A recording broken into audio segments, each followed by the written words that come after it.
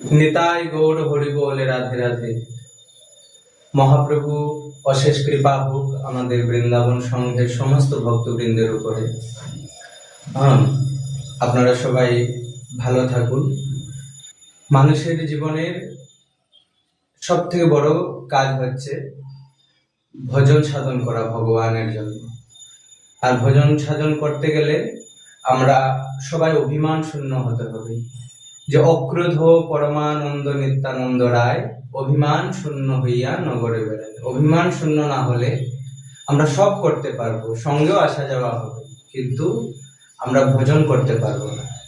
তাই আমি সবার যাতে কল্যাণ হোক, আমি কিছু ব্রত করছি, কিছু অনুষ্ঠান আদি সাধন ভজন করছি জগতের কল্যাণের জন্য, যাতে আমাদের বৃন্দাবন সংঘের এমনকি বিশ্ববাসীর কল্যাণের জন্য, নিজের কল্যাণের জন্য। ওই সূত্রে আপনাদেরও দায়িত্ব, আপনারাও সবাই হরিনাম বেশি করে করুন, ভজন সাধন করুন, যে যেটা পেয়েছেন একদিনও বন্ধ না করে করুন, আস্তে আস্তে আধ্যাত্মতে প্রবেশ করুন। আর অভিমান শূন্য হয়ে একে অপরকে সাহায্য করে, ক্ষমা করে।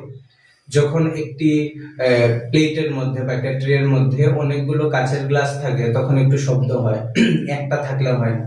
ঠিক একইভাবে সঙ্গে যখন আমরা অনেকে একসঙ্গে থাকবো তখন কিছু খটপট, কিছু কথা এগুলো হবে, কিন্তু এদের মধ্যে যারা সহনশীল, ভজনশীল ও উন্নত চেতনার থাকবে তারা ক্ষমা করে দেবে। ক্ষমা করে দিয়ে তারা আবার আলিঙ্গন দিয়ে একে অপরের কাছে যাবে। ঠিক একইভাবে সঙ্গে আমাদের কারো কথা কোনো সময় ভালো না লাগতে পারে, এটা সেটা হতে পারে, কিন্তু সেই সূত্র হলো সবাই একে অপরকে ক্ষমা করে দিয়ে এবং নিজের ভুল থাকলে এটা অনুশোচনা করে। আর যদি অন্য ধরনের ভুল করেছি দৈন্য ভয়ে ক্ষমা আছে, আর ক্ষমা যদিও না চাই নিজে অনুশোচনা করে।